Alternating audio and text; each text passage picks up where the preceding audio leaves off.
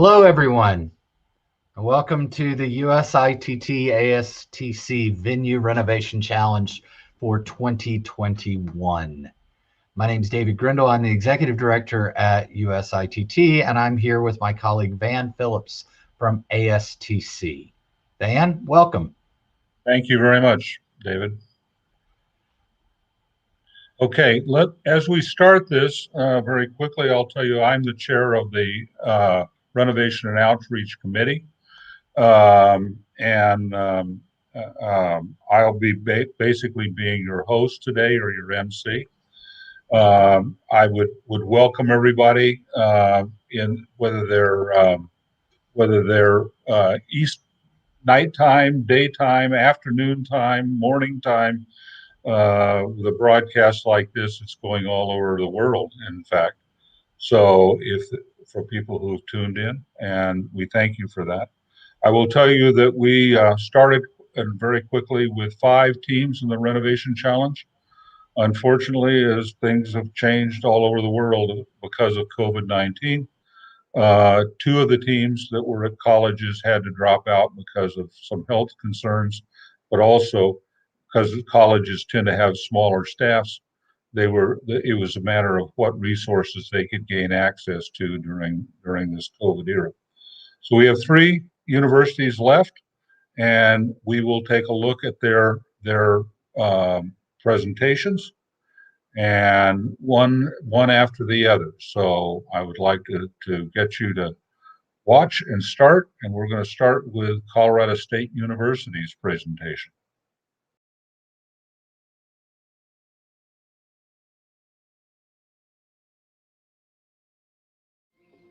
Together, we continue to sustain our Earth, feed the world, research and advance knowledge,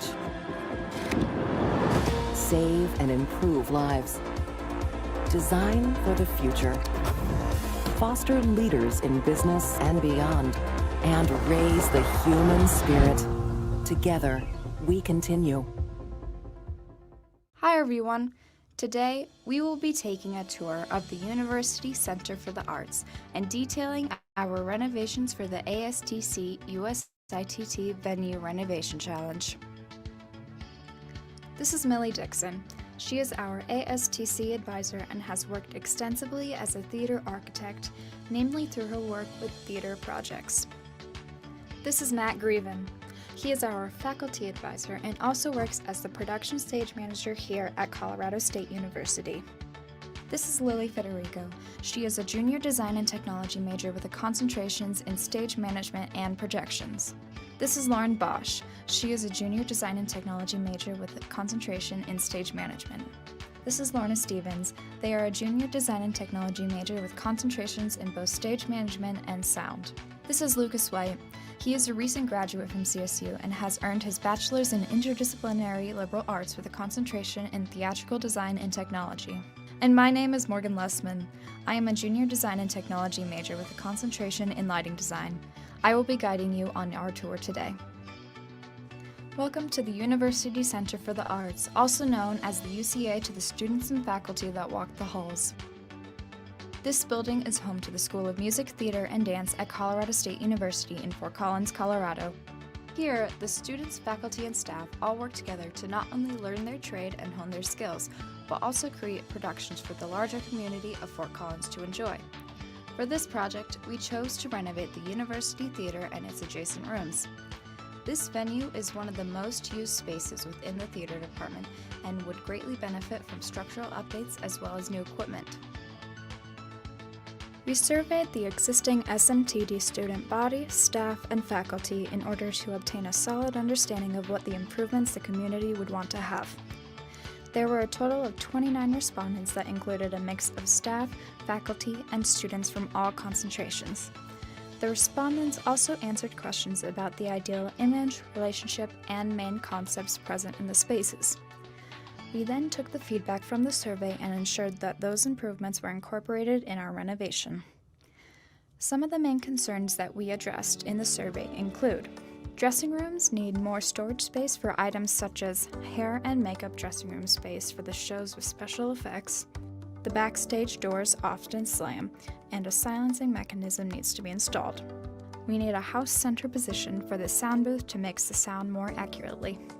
Improved comm system and monitors in all spaces to allow for effective communication across backstage areas. Green room updates such as new equipment including monitors and lighting, as well as furniture and workspaces for students. By taking all of this information that came up from the participants, we were able to better grasp not only our own ideas for the renovation, but also bring in other opinions that also inform how the spaces are utilized by everyone.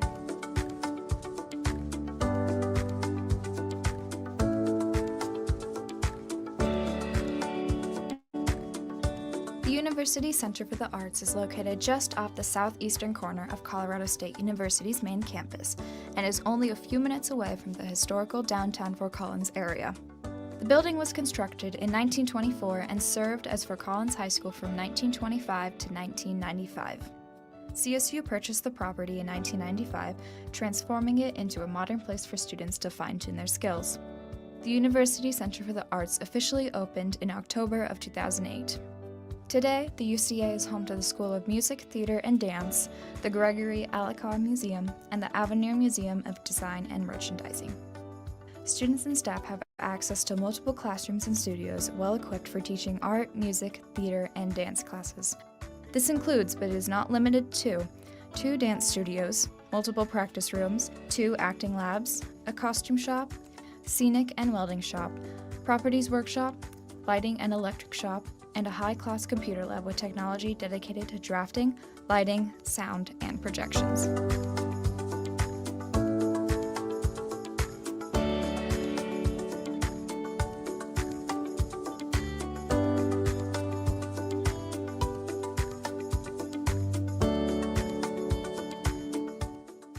The UCA features a variety of designated classrooms and venues where students can come in to work on their classes and productions in both design and performance concentrations. The Design Lab is the place where costume and scenic students come to create renderings and scale models, and also serves as a classroom space for a variety of design classes.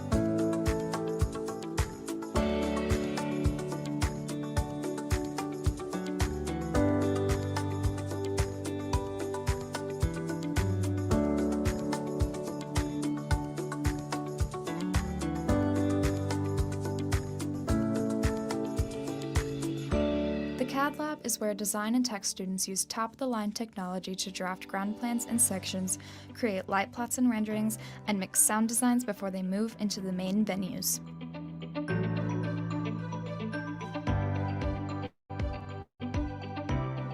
The small and large acting labs provide performance students a place to rehearse, and is also where we hold rehearsals for productions in the making.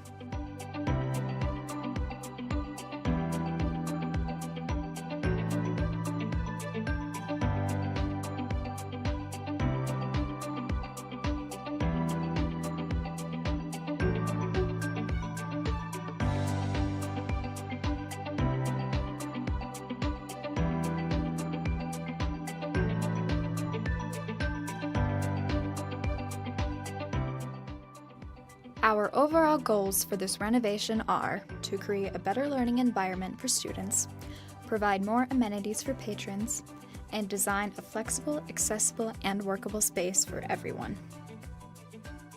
More specifically, we would like to make the following changes.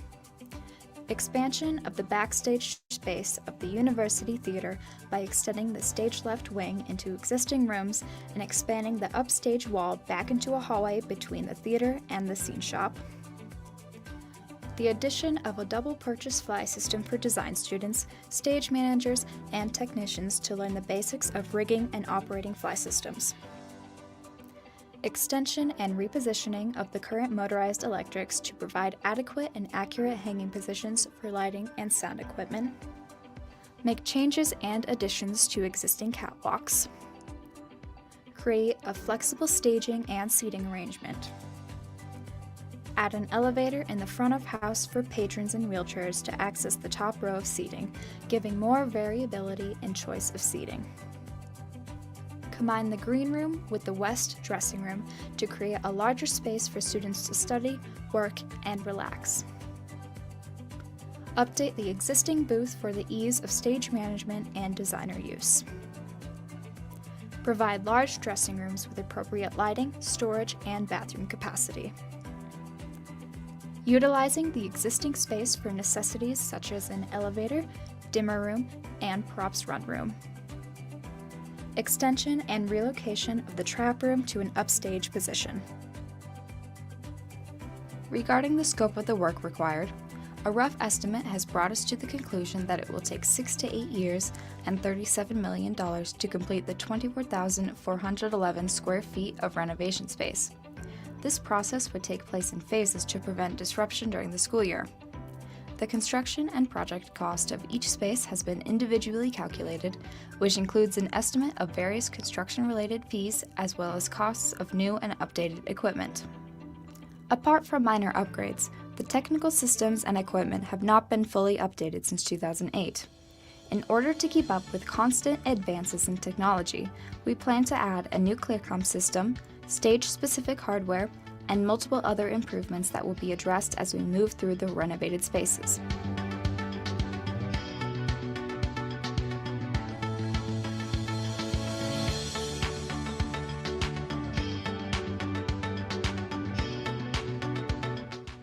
This is the House Riot Vomitorium, where we plan to add an elevator to provide additional seating options to our disabled patrons. In addition, there will be a sound and light lock at the top of the elevator to ensure that the theater remains an enclosed space during performances. The green room is located just past the west dressing room and provides access to the House Riot Vomitorium.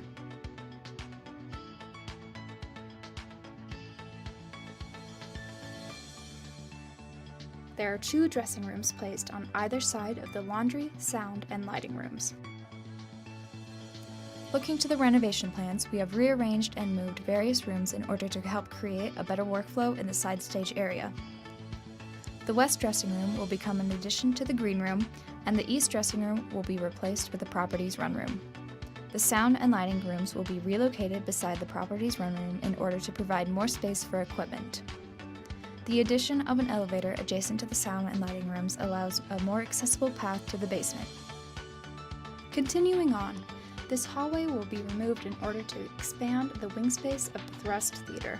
Although the hallway will be eliminated, this rolling door will remain in order to maintain access between the scenic shop and the theater. This shop is constantly used to construct all of our scenery and large prop items. The space also houses a welding workshop that provides alternative scenic options for any given production.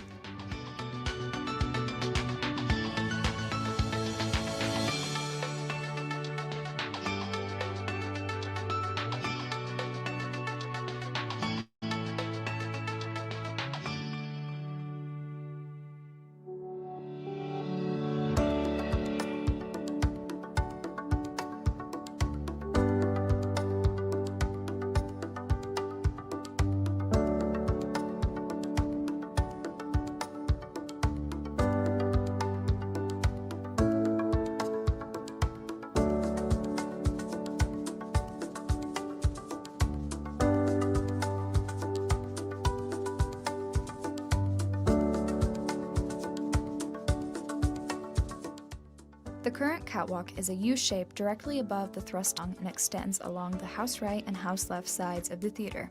The front of house hanging position is currently a 30-foot long truss that hangs over the center audience section. Backstage, we have 3 motorized electrics connected to multiple dimmers for easy lighting hookups. In order to provide more options for designers, the current 3 40-foot long electrics are traded out for 2 longer motorized electrics at 60 feet, hung in only the first electric and side positions. We added a permanent front-of-house hanging position and pathway to the existing catwalk, as well as expanded the dimmer and electrical systems.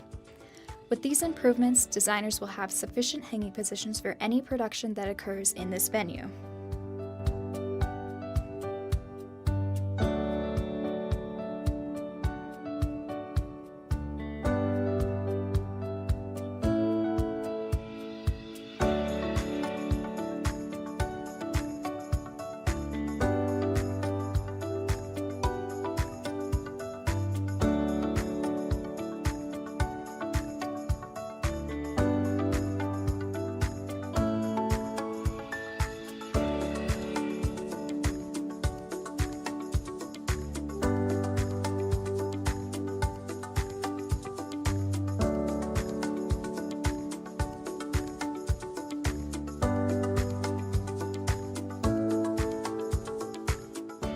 Moving to the University Theater booth, it currently sits at the back of the house and stores equipment such as sound racks, lighting boards, and projectors.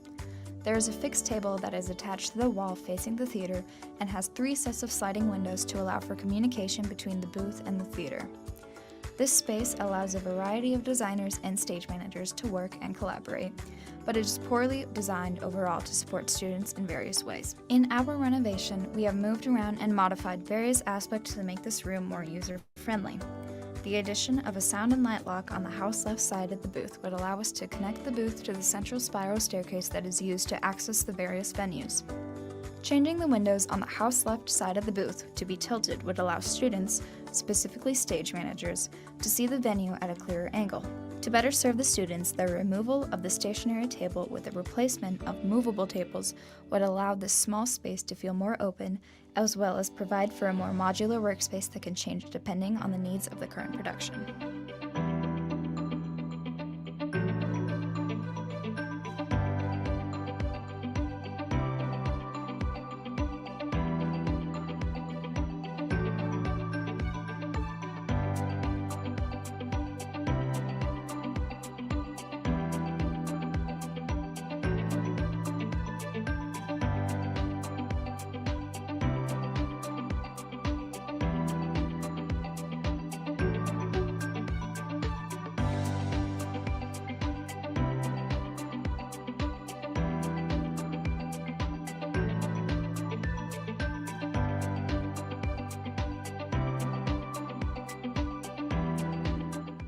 Finally, we come to the University Theater. This is the venue where the theater department holds all of its main stage productions. It consists of a thrust-style stage with an amphitheater-like house of 300 seats.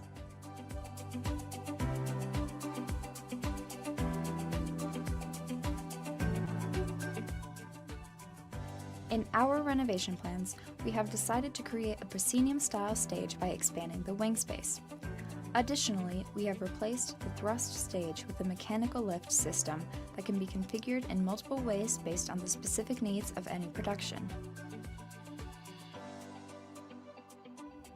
Under the current audience, additional seating would be stored to accommodate the flexible stage configurations and increase audience capacity. Along with the wheelchair lift, we have ensured that there is an appropriate number of accessible seats in compliance with ADA standards. The expansion of upstage and stage-left wing space allows room for a double-purchase manual flight loft, as well as a larger backstage area for sufficient sightlines. This added space would help ease cast and crew movements during a production. The double-purchase flight system, along with the 2 motorized electrics, provides students the opportunity to learn both manual and automated flight system techniques. We believe that the combination of a manual and automated fly system would allow our students to be better prepared for any style of venue.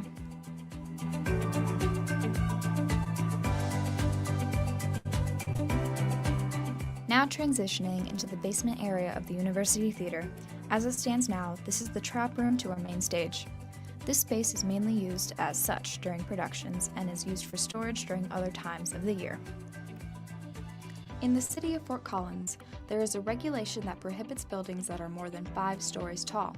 To account for this regulation, we decided that the creation of a basement would help keep our building within the city standards. Additionally, the renovation to our main stage requires a large underground excavation, and we decided it would be beneficial to expand the area to provide room for necessary theater spaces. To make this area more functional, we plan to add a scenic storage room beneath the scene shop, connected by a freight elevator, which also connects to the basement area. The elevator added to the property's run room on the main floor allows for easy access to the basement. The relocation of the east and west dressing rooms, as well as the addition of a 3rd dressing room, creates a designated place for actors to utilize during productions. These rooms will also be larger to make room for our growing casts and provide additional storage. On the stage level, quick change booths will act as an extension to accommodate for the relocation of the dressing rooms.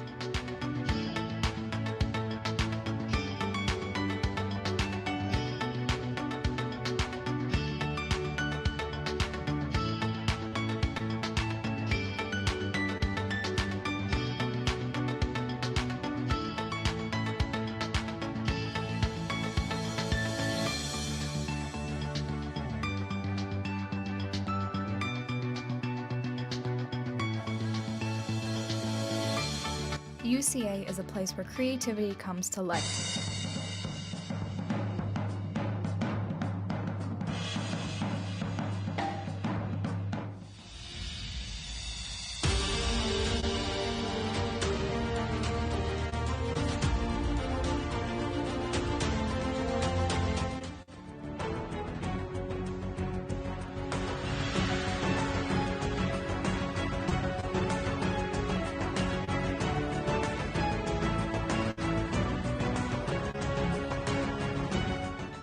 Many of the students who walk these halls spend most of their time in this building, working on various projects and participating in productions, which is why it is crucial that this building is somewhere students continue to feel at home. After considering the needs and wants of all participants at the University Center for the Arts, an immense renovation extending above, below, and adjacent to the University Theater is necessary. This renovation would add much-needed fixes and equipment to a learning and entertainment space. These include a flexible stage and seating arrangement, a fly system where there isn't one, sufficient hanging positions in the catwalks and behind the proscenium, reorganizing the side stage rooms, stage management specific changes to the booth, and opening up the basement to provide more storage and theater amenities. The UCA is a place of constant creative activity, and these additions and improvements would further solidify the community within. We hope you enjoyed this tour of the University Center for the Arts, and we thank you for your time and consideration.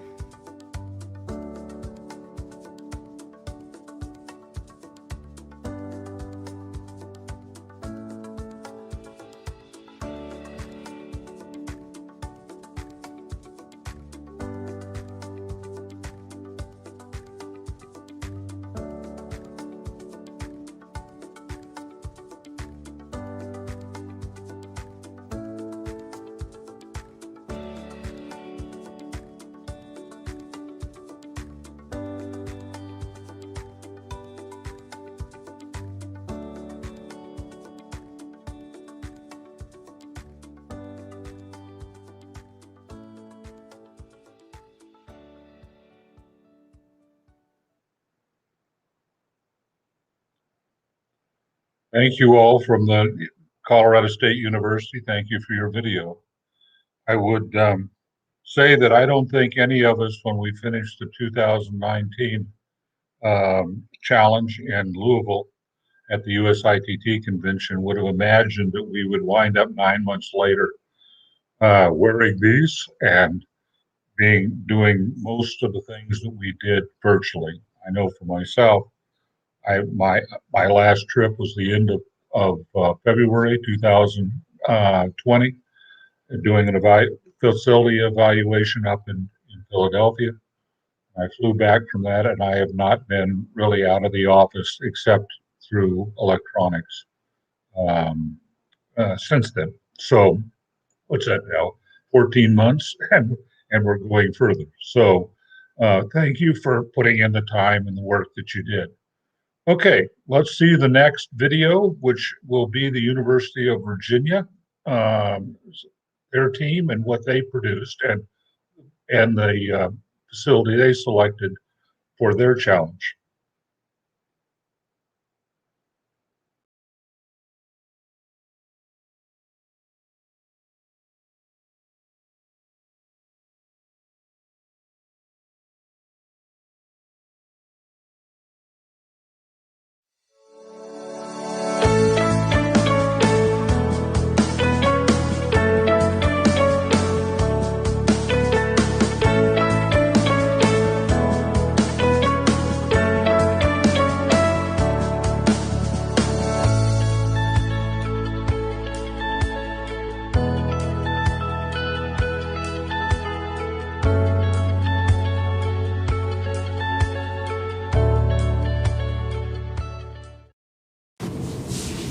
Hello to everybody, my name is Jackson Key. I'm a third year architecture major and the University of Virginia's team leader for this year's USITT ASTC Venue Renovation Challenge. I'm joined by Oliver Church, Caitlin Kreinheater, and Catherine Henneberry, who are also third year architecture majors, as well as Tim Victoria, who is a second year master's in architecture candidate. While we are all architecture students, we have ranging backgrounds in theater, including lighting design and technology, scenic design and technical production, and dance. Our faculty advisor is Stephen Warner, an assistant professor in the Department of Drama and head of the MFA Technical Production Program. Our ASTC mentor is Kimberly Corbett Oates, who is a current partner with Schiller Shook in Dallas, Texas, and has over 15 years of experience as a theater consultant. She is a current director of USITT, previously serving as USITT Engineering Commissioner. We would like to thank USITT and the ASTC before we begin, particularly our ASTC mentor Kimberly Oates for her invaluable wisdom and guidance, introducing us to the processes and considerations of theater consulting, Van Phillips and the ASTC judges for their time and providing the opportunity to compete, particularly as we are the first team competing in the challenge from the University of Virginia, and David Grindle for his work to facilitate this event. As well, I would like to thank Stephen Warner for his support and insights as faculty advisor, as well as Damon Atwood, Lee Kennedy, Katie Stranix, and Kyle Sturgeon for their critiques as we developed our project. Our project is the McIntyre Amphitheater on the central grounds of the University of Virginia in Charlottesville, Virginia. This site map shows McIntyre Amphitheater's location in UVA's central grounds. It's located southwest of the lawn and in close proximity to many key pedestrian routes, as well as university bus lines and vehicle traffic along McCormick Road. The historic existing structure was designed by architect Fisk Kimball and built in 1921. In the center image, you can see the neoclassical structure with two small buildings attached by a back wall forming a skene. There is existing concrete seating that's separated from the stage by a wide grass area. The structure was renovated in 2012, and that converted one of those side buildings into offices and a break room for the UVA facilities team. The existing site plan shows the McIntyre Amphitheater in relation to the 4 academic buildings that surround it. And the plans of the small existing structure show that it is primarily used for storage and for office space for UVA facilities management. The existing structure sits in a depressed bowl between those 4 surrounding academic buildings. We assessed other existing performance spaces on grounds, including the Culberth and Kaplan theaters, which are home to UVA's drama department. These spaces are used for more official performances and are usually only accessible to more established student groups. And most student performing groups are left with the Student Activities Building, which is a drab, generic multi-use space, as their only option. Furthermore, none of these performance spaces are located near central grounds. This leads us into the key challenges we identified with the site. The existing stage is very wide and shallow, and the current seating is far away from the stage, and that has created very poor sight lines for large portions of the seating. Additionally, the site access and circulation is funneled through a few stairs, and so the area is not handicap accessible. The site is used for different informal gatherings throughout the day, including lunches and activities fairs, and we decided that our proposed renovation should allow those informal functions to continue while also providing all the technical infrastructure that's currently lacking that would be required for any type of night event or full production, including positions for rigging and other equipment, backstage areas, loading docks, and stage access points. Finally, the current site is fully exposed to the elements, and the complete lack of shade can discourage people from gathering. And those challenges lead us into our mission statement: to redevelop the historic amphitheater so that it functions as a thriving public space by day and a working student performance space by night, helping fill the deficiency of performance spaces that are oriented specifically for student groups on grounds. And we approach this mission through a series of key interventions: lowering and reconstructing the stage to more usable proportions in order to provide greater connectivity to the audience and backstage areas, adding technical infrastructure, constructing frames, catwalks, and trusses to provide positions for equipment, and giving flexibility for the needs of designers at various scales of production.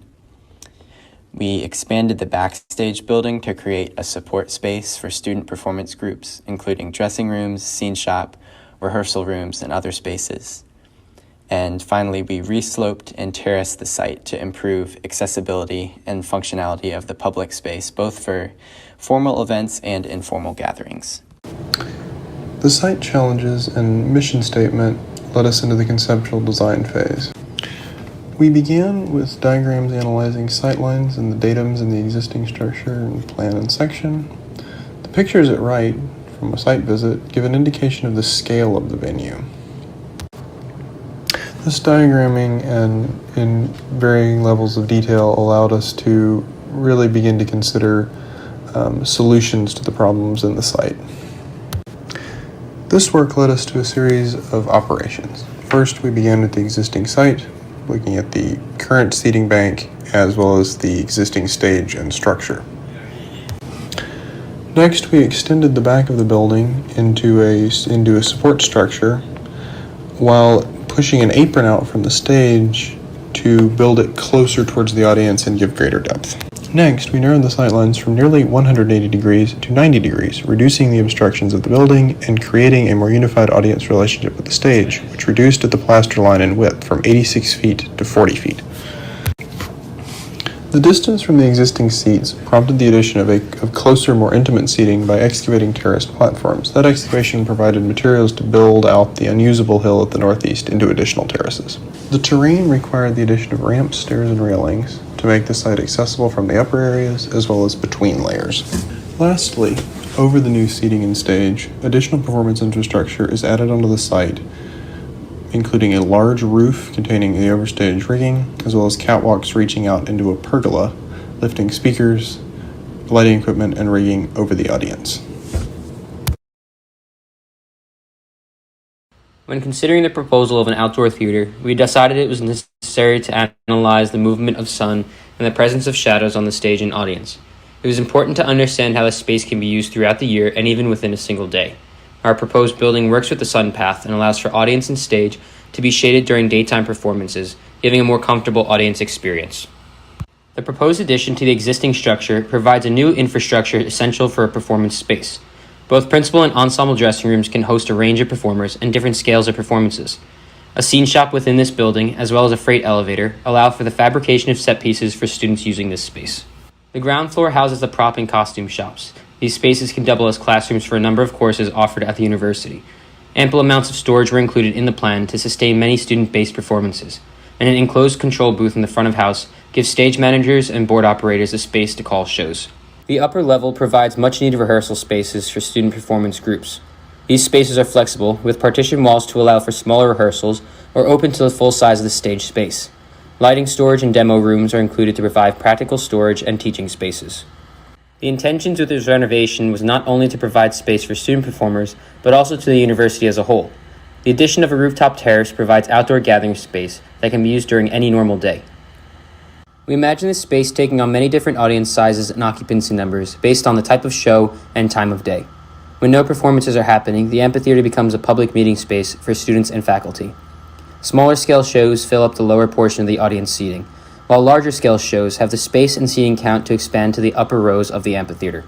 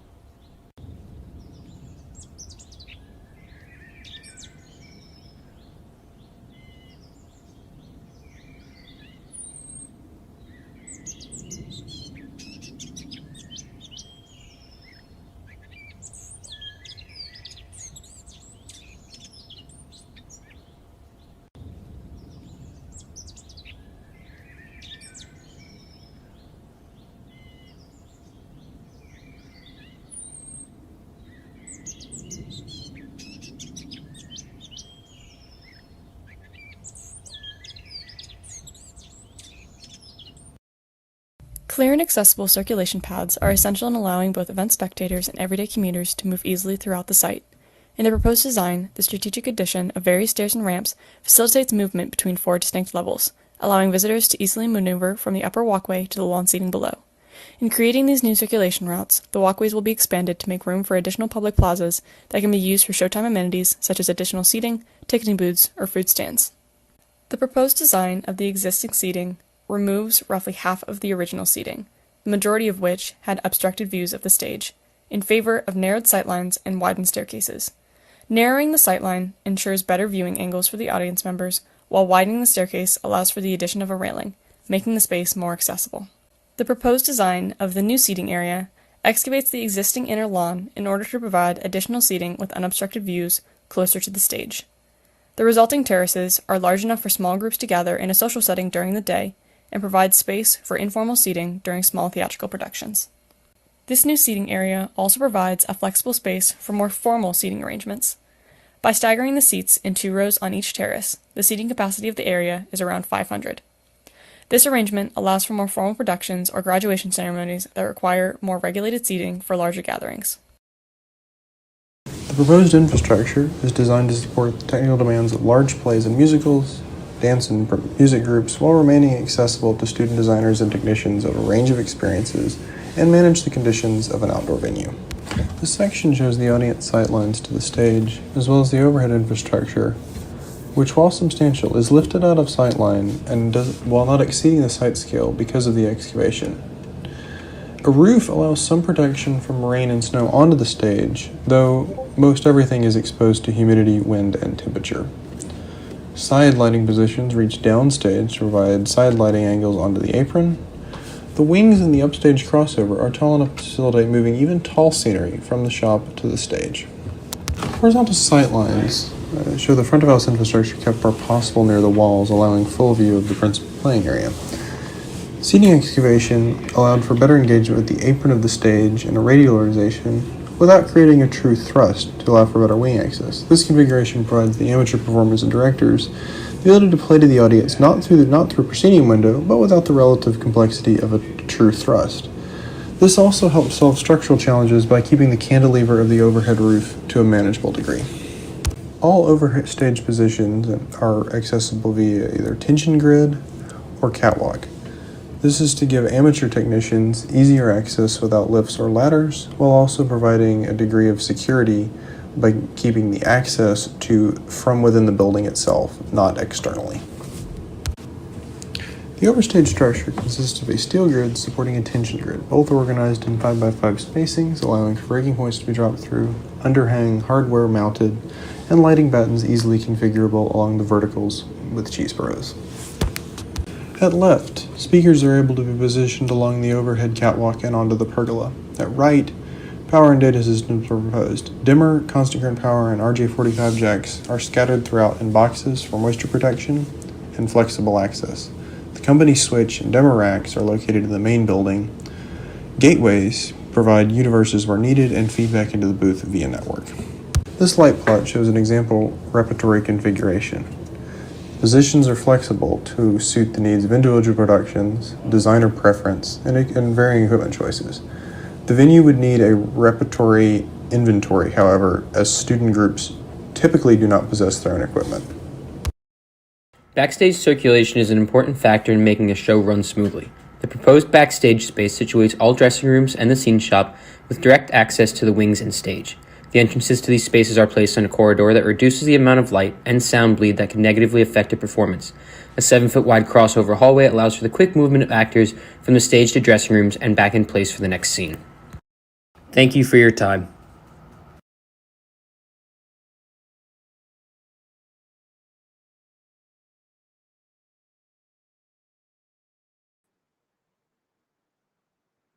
Thank you all from the University of Virginia. That was a nice presentation. One of the things that the viewers of the YouTube can see, and we've not had an amphitheater before in the challenge, but I think it goes without saying, and what you're about to see in the next presentation, we in the ASTC, even though we have the word theater in our theater consultant, actually work on performance venues of all types.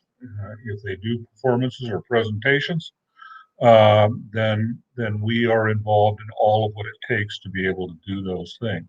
So it's interesting because, and it's a challenge for the judges too, because the projects are so different this year that they're looking at. But I thank you for that, and thank you for letting us know more about the UVA campus. So with that, we'll go to the last of the 3 presentations, and that's Florida State University.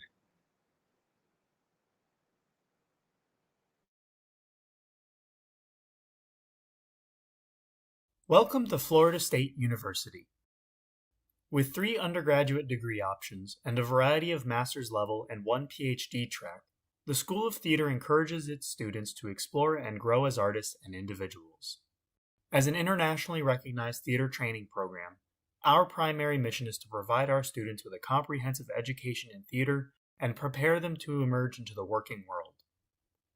Each year, we put on multiple performances across our various venues that showcase the creative and innovative work produced by our students. We are Florida State University. Come see what we're all about. Hello, I'm Alec Mahoney, and my pronouns are he, him, his. I'm interested in project management and theater consulting. I was the team lead for this challenge, and my duties included scheduling, drafting, and rendering. I believe we are all 3D modelers, and I hope to share that with you.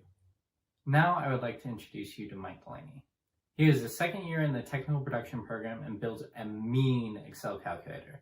Mike took the lead on the additions of the patron bathrooms and the performer winches. Next is Emily Chancellor. She is a second year in the technical production program, and Emily led the design and drafting of the dressing rooms. She cares about teaching and guiding the next generation. Emily is interested in being a technical director at a regional theater. Following Emily, Wes Siderman is a first year in the technical production program at Florida State University. Wes is interested in teaching technical direction, and he oversaw many drafting projects, including all the modeling, drafting, and rendering of the lighting instruments and trusses. Next up, Raceland Yovan is a first year in the technical production program at Florida State University. He is interested in automated systems, and Raceland oversaw the conceptualization and implementation of the HVAC systems and drafted the warehouse additions. Hannah Smith is a first year in the interior architecture program at Florida State University. She is passionate about creating spaces that are innovative, creative, and enhance the advancements in architecture. Hannah provided consultation on all Revit projects and helped convert our ideas into renderings. Nathaniel Fite is a first year in the technical production program at Florida State University. He has been working professionally in the theater industry for the past several years, and he wrote, recorded, and edited the presentation you will see today.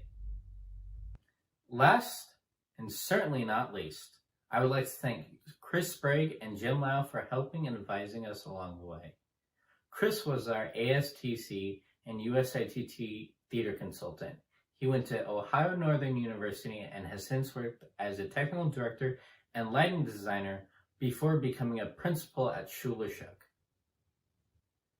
Jim Lau is our advisor at FSU. He earned an MFA from Yale University and has a wide variety of experience in his 25 years of live theater. Jim continues to work as the production manager for Des Moines Metropolitan Opera while serving as faculty at FSU.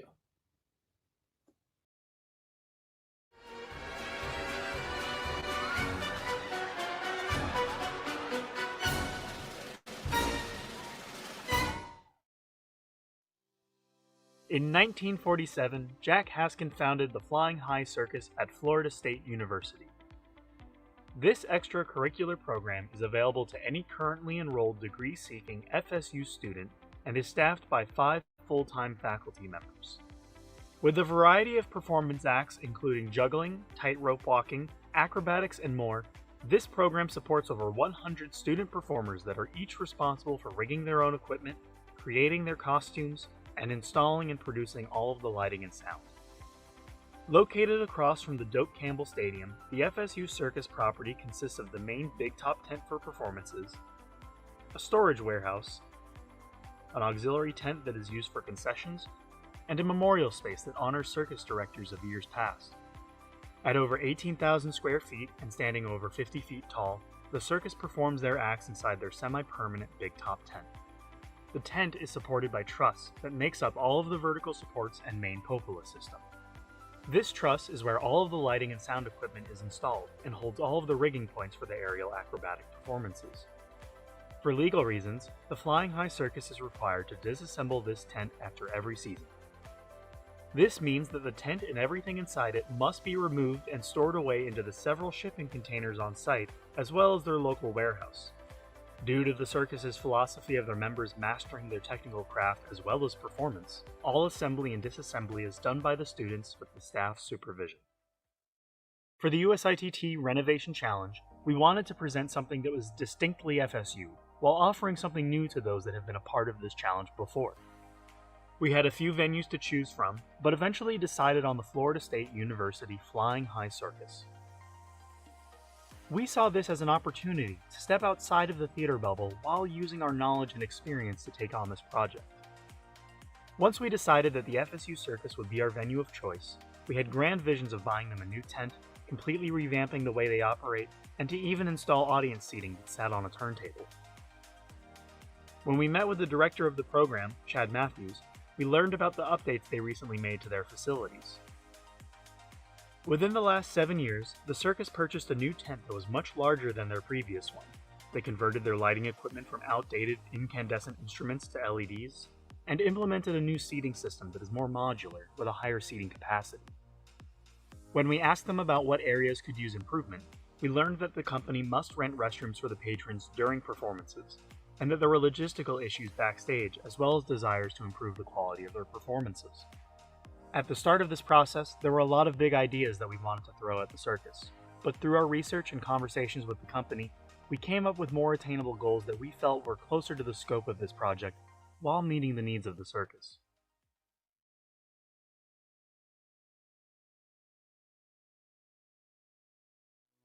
Since most people tend to focus on the FSU Doak Campbell Stadium, it's possible to overlook the Big Tent. We spoke to fellow FSU students and discovered that many were unaware of the FSU Haskin Circus. To address this, we wanted to revamp the patron areas to be more clearly defined and create a more engaging experience when entering the circus. Our first step is to give the company a proper entrance to the circus property. The current entrance is a narrow pathway that goes through a double swinging chain link fence with a ticket booth over by the main warehouse. This pathway leads to the concessions tent, passing the memorial space for previous circus directors and ends at the main tent. Our initial thought for the entrance was to add something that was almost an attraction in and of itself. Our hope is that the entrance can act as an advertisement for the company during high traffic times such as FSU home games or other stadium events. We originally looked at the entranceway for the Circus Hotel in Las Vegas for inspiration. While a bright marquee that was shaped like the circus tent itself would be flashy and exciting, we decided it would not be feasible, nor would it be complementary to the FSU campus aesthetic. Instead, we decided to go with something more abstract and look to art sculptures like the Flamingo in Chicago and the works of Alexander Lieberman for inspiration. We wanted to create an entryway that referenced the look of the circus, and through the collaborative work between the technical production and interior architecture departments, we've designed an overlapping asymmetrical sculpture that was modeled in the style of truss used to support the tent at FSU. Next to the archway, we moved the memorial space outside the property and built a wall behind it. This wall can be used for murals or banner space that catch people's attention while working as a barrier for the property. This remodeled area would act as a type of lobby for patrons during performances and would give them somewhere to go in order to ease up crowding situations near the main tent. It also could be used for small performances to entertain patrons in between acts or even bring in new patrons that are unaware of the circus.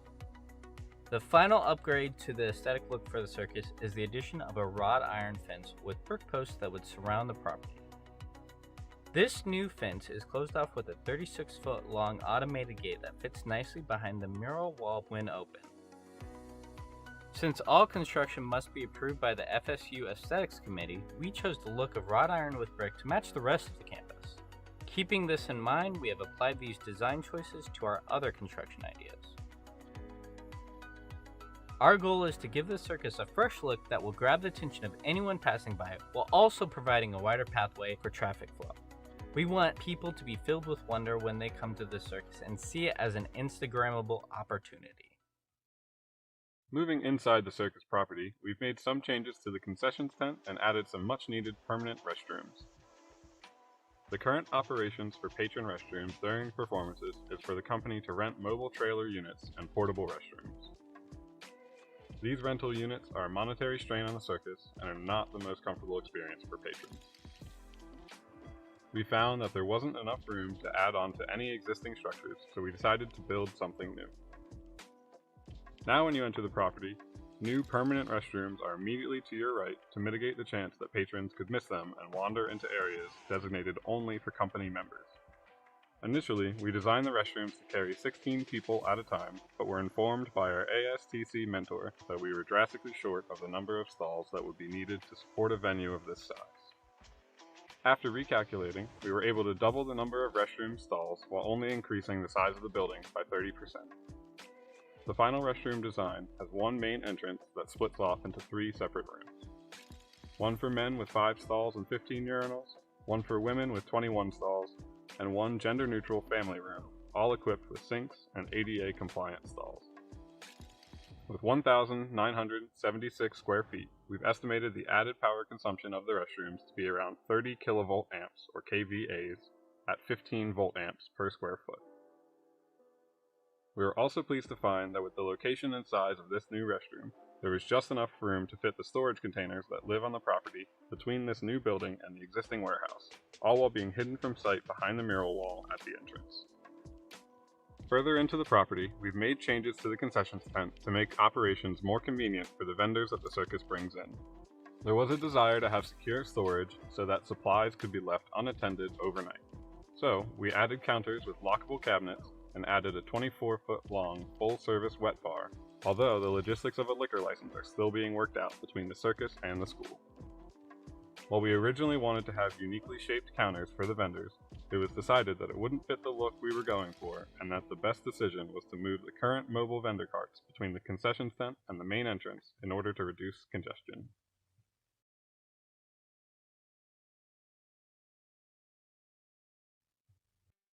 Florida is hot, and putting up shows is difficult work. Many of the challenges that theaters face when mounting a show can be amplified for the circus.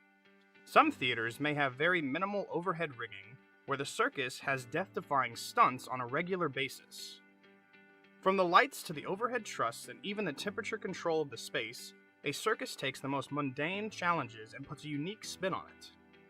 Our intention is to help make things a little easier by creating a more dynamic and comfortable working environment inside the tent. To start, we filled in the gaps of the circus's lighting inventory by adding 12 Martin ERA 500 hybrid IP lights. These multicolor moving lights are perfect for the circus as they are rated for outdoor use and have a wide range of lighting possibilities. With their multi-gobo options, they can perform most lighting effects the circus could call for. We estimate the consumption for all 12 lights to be around 8 kVAs with 240 volts and 2.8 amps per instrument. Equipped with 2 quarter-turn bracket rigging clamps, these lighting instruments can be installed virtually anywhere and will give the circus design options they have never had before. When we spoke to the company's director, we asked them what would be the #1 thing they'd want to add to their circus. The answer, a new building to replace their tent. Well, we didn't feel that fit the requirement for this project. So we went with their second highest choice, which was the addition of high-speed performer winches. The circus doesn't currently have any winches outside of the ones they use to assemble the tent. So all of their aerial acts are static. This means that nothing about their rigs move up or down, and that the installation of these systems is all done manually by multiple students. This can cause a lull as they are swapping out hardware between acts. To address this, we've chosen 8 performer hoists from J.R. Clancy that have a working load of 600 pounds and that will work with any 3-phase voltage and frequency. The electrical draw on average for a 10 horsepower motor is 9.3 kilovolt amps. So our estimate for all of the motors would be 45.6 kVAs in total. These winches have a drum capacity of 100 feet and can reach speeds up to 2.4 meters a second. With control operated by the J.R. Clancy scene control, the winches will work smoothly and communicate properly with the working systems. This model of winch happens to be specifically designed to be attached to truss, which works out perfectly for the circus, but the installation of these devices would require a structural engineer to determine it's safe. With these winches, they would be able to put on more dynamic aerial acts and drastically cut down the time between performances. The current process for changing out equipment requires performers and technicians to tie knots in the dark. By adding these automated systems, we create a safer working environment. Our final addition to the interior of the tent is a whole new HVAC system. As if performing outside in Florida wasn't challenging enough, temperatures inside the tent can exceed 100 degrees Fahrenheit. We wanted to replace the circus's current cooling system of a few giant fans to something a little more effective. Since the tent gets disassembled every year, it would have to be a system that could be taken away relatively easily. In order to determine what kind of system would be needed, we calculated the air volume of the tent and figured out how many units would be needed to meet that demand. We looked to medical tents for inspiration and concluded that we would need 140 tons of cooling capability and a system that is rated for outdoor use. What we went with were 6 WhisperCool portable HVAC units, which will provide both heating and cooling to meet the circus's needs any time of the year. These units have a power consumption of 15 kVAs each, with a total of 90 kVA for the new air system. To reduce the noise of the units, they would be placed an appropriate distance outside and away from the tent. The air is then filtered in by the supply and return air duct kits that come with the unit. These airways can be added and removed as necessary as technicians move around the tent. These air units will help create a climate-controlled environment that will make things safer for the performer technicians and make the audience more comfortable by providing a more enjoyable viewing experience that will hopefully lead to return visits.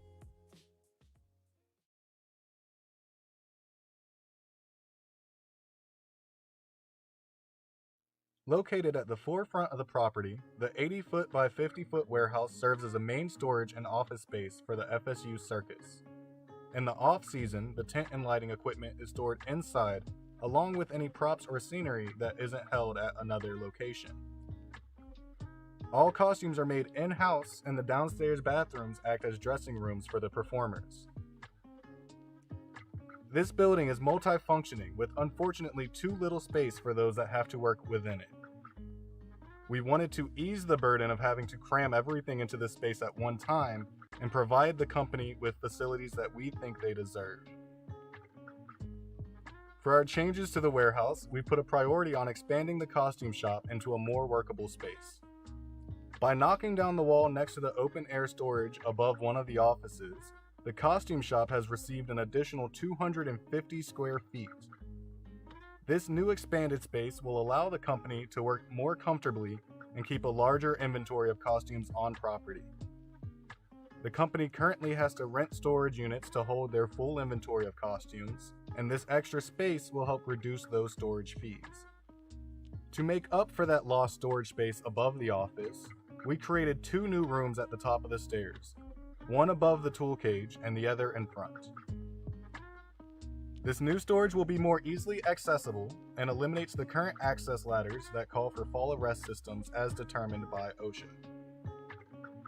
We also wanted to convert the bathroom downstairs from dressing rooms to be exclusively used as fitting rooms. To do that, we had to work through our most ambitious plan yet. When the circus is in performance, over 100 performers and technicians are moving around behind the scenes, crowding into the warehouse, and looking for a place to change into their next costume. The warehouse cannot possibly contain all these people at once, and we think that the performers deserve a space just for them that is private and away from the audience in order to create clear lines of where the audience and performers should be at any given time.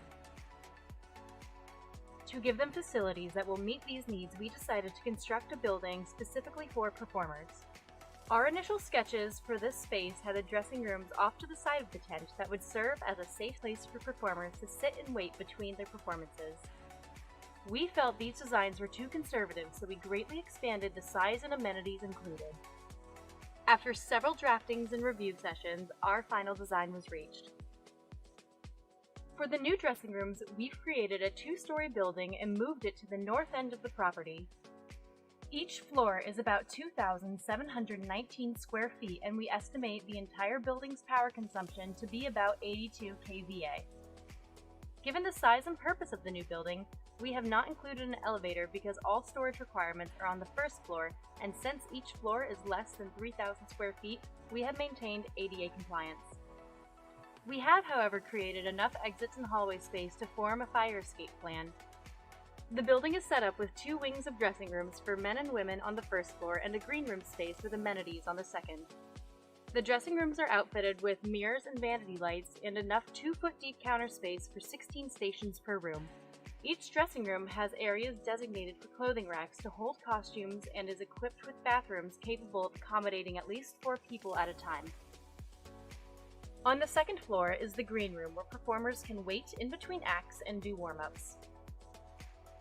To give them a chance to eat outside of performances, we've included a kitchenette, and the green rooms have plenty of couches and chairs to rest on as well as tables to eat at.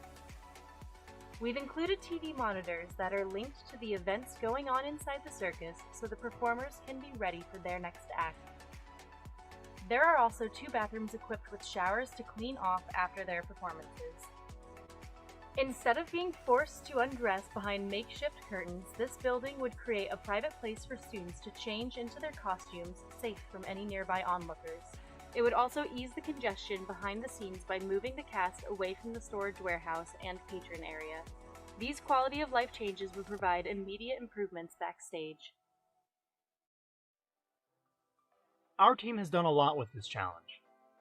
While some elements of what we've covered may not appear in the scope of this challenge or a renovation consultation, we believe that all aspects of a theater space have an impact on anyone who enters it. We've provided the circus the technology that will elevate the technical aspects of their performances, and provided a more comfortable viewing experience for the audience. We've reshaped the patron areas to be more accommodating and engaging so as to bring in more people to the circus. And we've created spaces specifically for the performers that will reduce the chaotic traffic behind the scenes.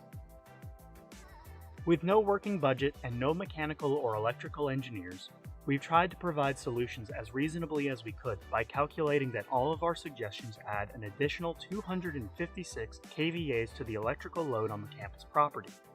As the circus uses 100 kVAs currently, they are still below their 500 kVA transformer limit. The FSU Flying High Circus has a long and proud history. They've kept a unique art form alive by providing their students an incredible opportunity to express themselves while mastering their craft. Our USITT Renovation Challenge team is thankful to the circus for allowing us the opportunity to see what makes them great and try to improve upon what is already there. For the last half-century, the Haskin Circus has traveled the world teaching hundreds and entertaining thousands. Our hope is that our additions can give them the tools and facilities deserved of their tremendous legacy and propel them through the decades to come.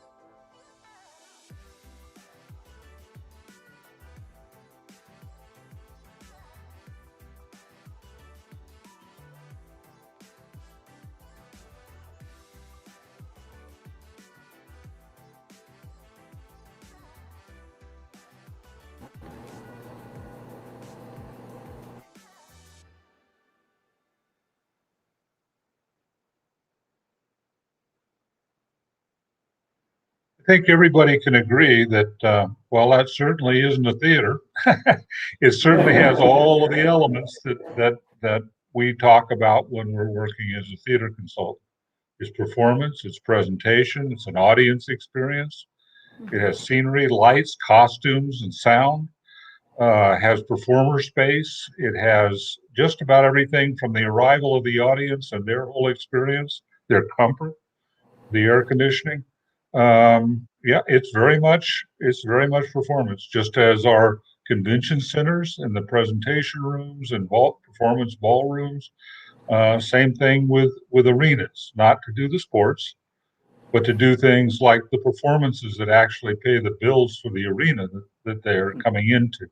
Because the sports people, guess what, want all of their income. So yeah, it's fun. And I thank FSU for bringing this project to us. I think they're probably the only university in the world, or maybe at least in the United States, that would have something that related to performance circus. But pretty interesting project. I was curious to see how it would come out. So with that, I'm going to turn the floor over to Howard Glickman. Howard is serving the role of chair of the judges this year. He's also on the challenge committee for ASTC, but I'm going to turn over the floor to him, turn my mic off for a bit, and let him deal with questions from the various judges. Okay, well, hello everyone, and let me thank all three of these teams for their amazing work on their presentations and on all the work they did to get up to their presentations, their proposals, their initial paper presentations, and now their final video presentations. I think everyone deserves an incredible commendation for doing that, particularly this year. And I think that you all had a really interesting experience this year in real time, dealing with something that all of us who are doing this professionally did, which was the sudden and dramatic shift to online collaboration, which we all had to do sort of immediately and at the same time as you all did. And so I think that was a really unique and interesting part of your challenge experience that in some ways put you on a very equal level to the professionals who were struggling with and adapting to that change in the way we do our work. So the judges all have some questions about your presentations. So they're coming in now, and I'm going to read them to you and ask for your responses. We're going to go in the same order that we did the presentations. So we're going to start with some questions for Colorado State. The first question is, how did you determine your construction costs? I can speak to that since I was the one that did them. It was kind of a mix of a couple of things. We had someone who actually specializes on working on theater projects and pricing. And so I was able to sit down with him and have that conversation of, oh, what would you estimate like shoring and underpinning costing, and what would you estimate as the demolition costs? And then I also went through and kind of just individually calculated a lot of things of like looking up what microwaves cost and the good idea of what kind of things we want for like storage space and organization. And so it was kind of a mixture of consulting with experts as well as doing my own research and seeing how much things would cost. That's great. To follow up on that a little bit, did you take into account escalation of costs over time? Because you did say, due to phasing, the project is going to take 6 to 8 years. Did you consider, that the costs you might be looking at today could be very different down the road a little bit? That was something I did not take into account. It was something that I very much was, this is everything that we want to do, and this is the cost of what it would be estimated, what it would be for today. Okay. The next questions we have here involve some of the accessibility issues. Both, did you consider the accessible entry to the main building and whether or not you think that you may need to look at the entire path of travel all the way from the point of arrival into the building, or did you just focus on sort of, from the building inward?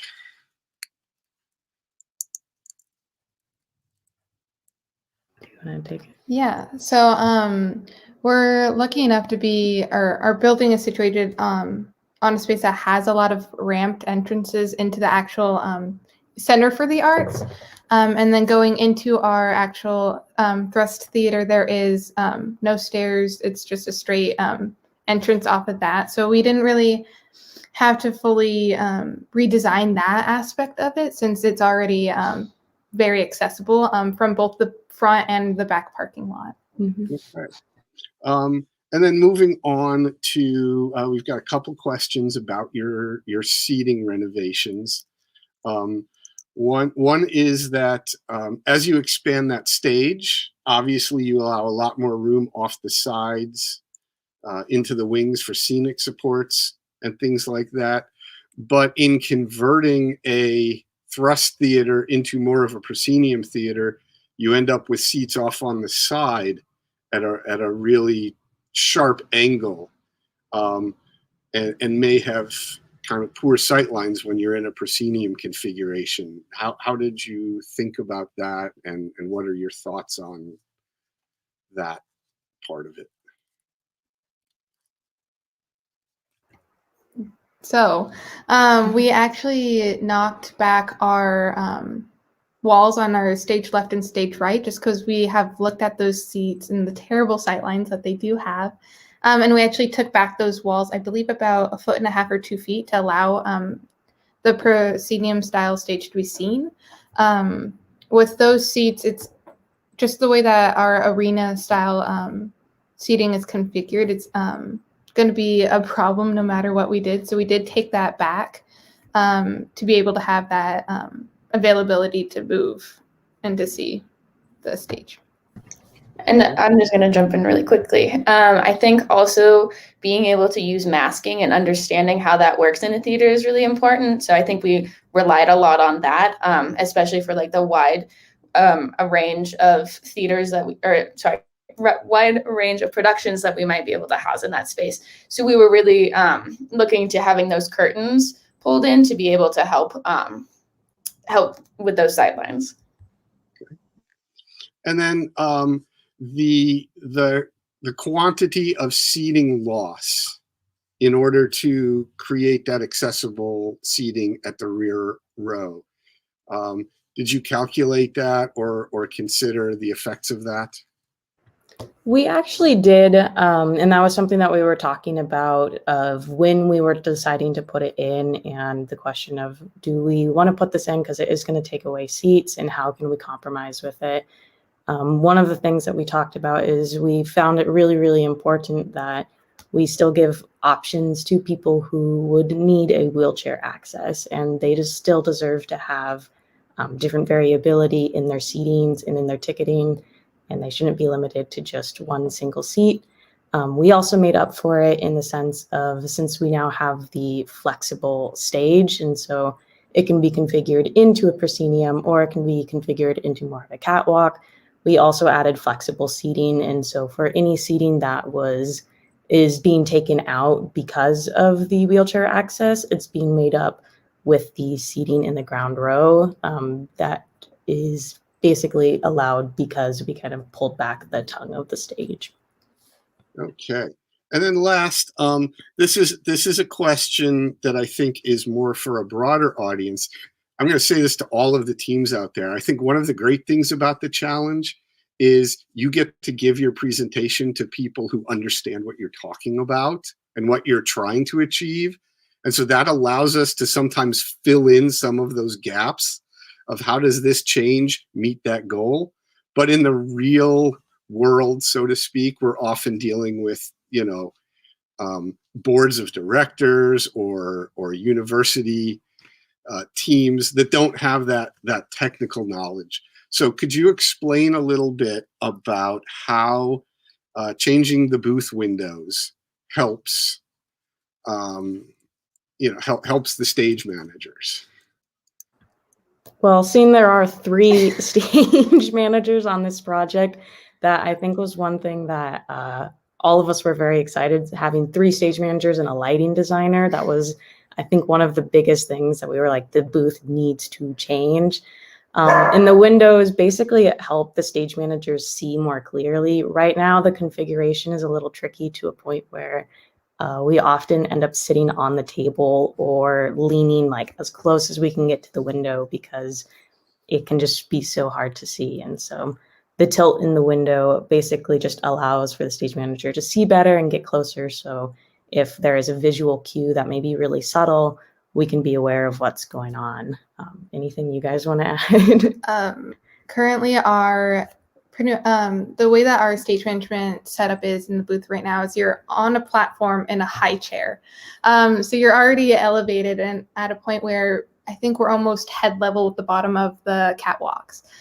So you're actually not able to see the stage fully, and you can only see to a certain point. So definitely adding those tilted windows allows us to be able to see more of it without having to be so elevated up. And also just adding those modular tables, I think, is really helpful because it helps you get right up next to that window, and then you have a really great view of the stage. And it's also a really important thing to consider safety-wise, because there are a lot of things that happen in the dark in our theaters, and we want to make sure that all of our actors are safe in any transitions that they're doing. And so just being able to call all those cues accurately and safely is a really important concern that we took into account as well. Okay, well, great. That's our list of questions for you guys. We'll be back later with some general comments on the presentation as well. But obviously, thank you guys for all the hard work you put into this. Okay, so we're gonna move along now to UVA.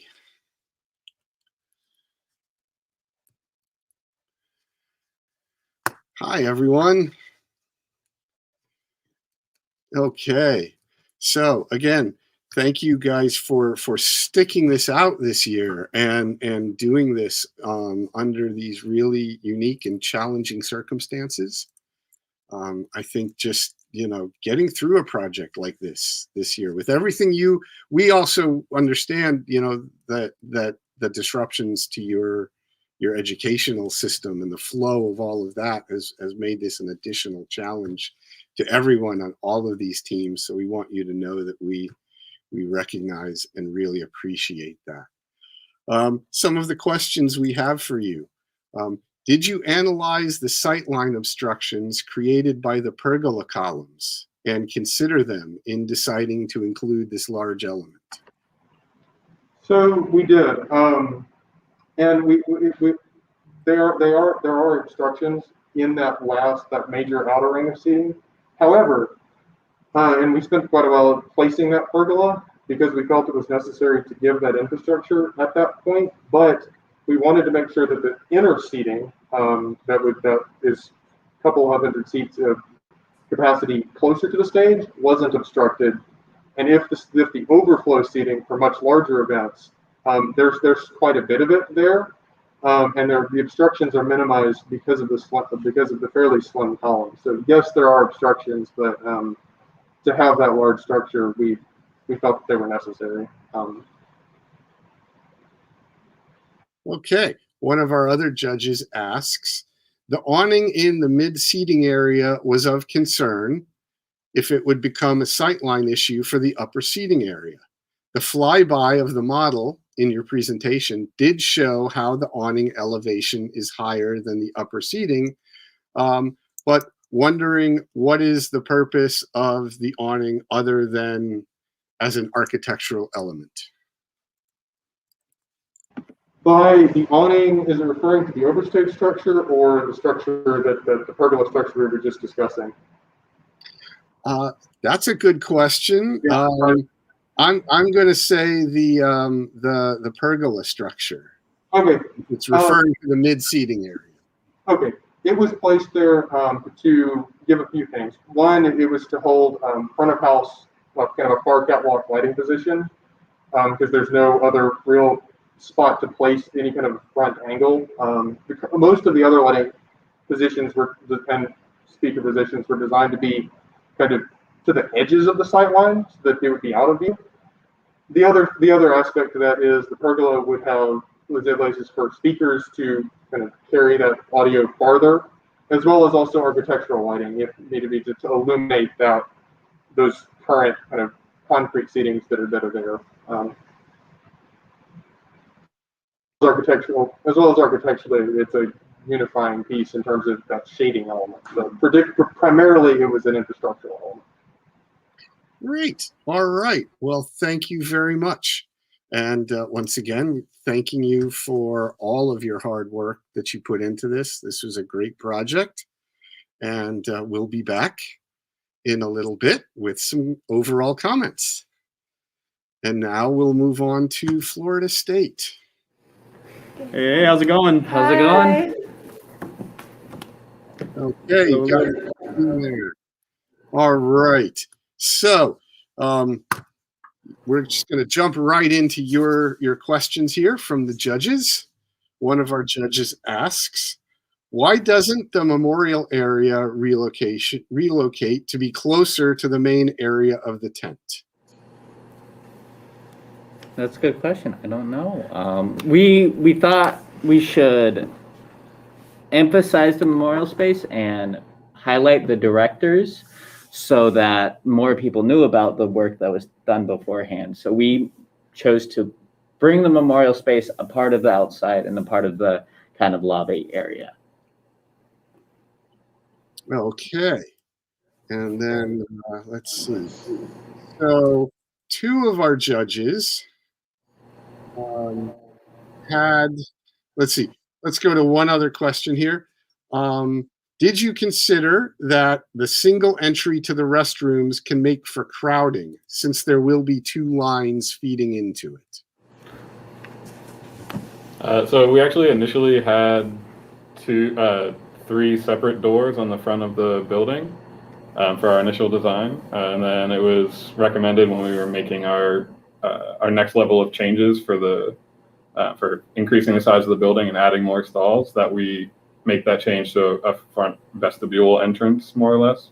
So that wasn't our initial design to have 3 separate doors, but that was a recommendation that was made to us, and we decided to take that kind of design change, if you will.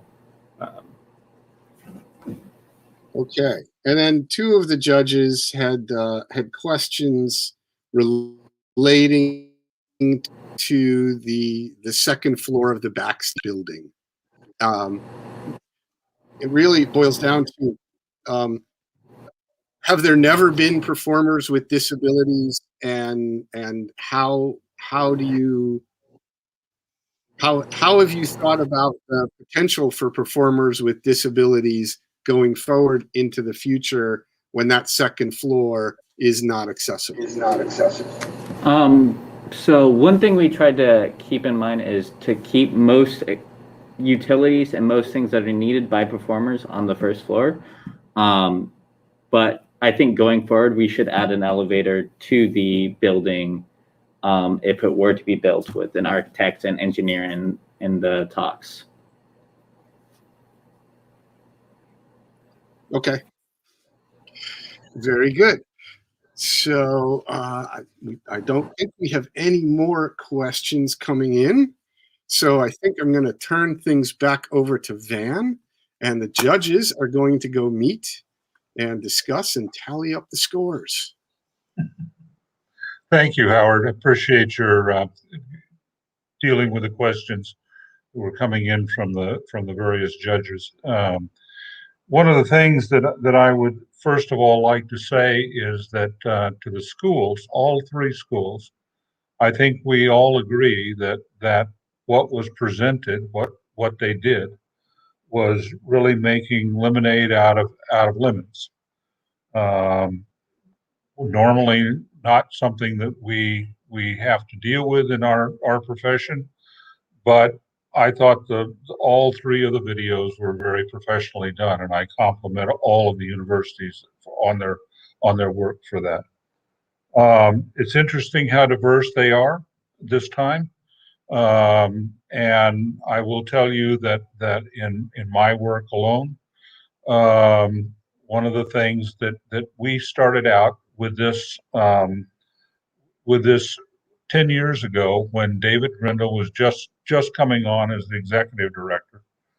And I asked David Grindle, because I knew him from Indiana University, introduced by my partner, Ted Jones of Jones Phillips Associates, my firm, if we could have lunch with David, and we did.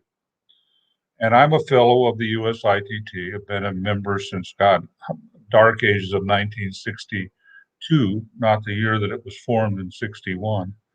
But the tech director at the Dallas Theater Center, where I was an assistant TD, said, I think there's this new organization that started out in New York, and it's called U.S. Institute for Theater Technology, and I think you ought to be a member. So I joined.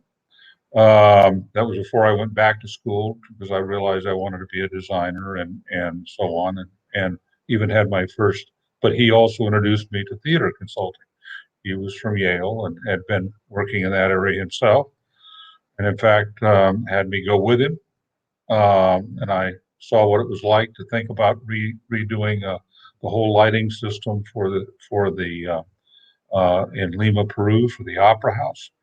But then he also brought me into my first theater consulting project for a civic theater over in Camden, Arkansas. I could drive over there from Dallas. So the whole point I'm trying to make is that when we had lunch with David Grindle, Mike McMacken, who was then president of the ASTC, and Mike and I had talked about this. I said, David, I believe there's one group that is kind of underserved in USITT. We serve the professionals very well, those that are established. We serve faculty members very well that are teaching in this profession. We serve as USITT, we serve the students well when they come to the things. They get to see all this new technology on what we call the expo floor. And he said, well, who are we missing? I said, those that are making the transition from student on up into being professional. And part of the thing that always amazed me, because theater consultants are essentially working on the platform for performance. When I was an intern in Joe Milziner's office, right when I was finished my graduate degree, and I'd been doing a little consulting with people like directors and actors that would leave and go start theaters on their own, some of which we now think of as LORT theaters, legal professional theaters, regional theaters. But it was interesting because I would stay, because Joe was working then on the Power Center at the University of Michigan and on the center at the University of Illinois. And I'd stay after work and be his draftsman on those. And I finally one night walked in and I said, Joe, can I ask a question? And he said, sure, of course. What? He said, I always want you guys to ask questions. And I said, all my peers here keep telling me that I should be focusing myself on my Broadway design, my professional design, and not working on these theater buildings. Joe paused for a minute and he kind of looked down and he looked up at me and he started grinning. He said, Dan, it's the ultimate set. Strike it on Saturday night. And at that moment, my doing work on this side suddenly was blessed by an outstanding professional in this industry. And he was, of course, part of the Ideal Theater project that Ford Motor Company put together. And of course, everybody here is well aware of the Vivian Beaumont Theater at Lincoln Center, which was one of those projects that he did, and they made it into a reality. So it's an interesting blend, and I want to thank also, before we go on any further in this and get to the awards, I want to thank David Grindle for allowing us to do this all these years.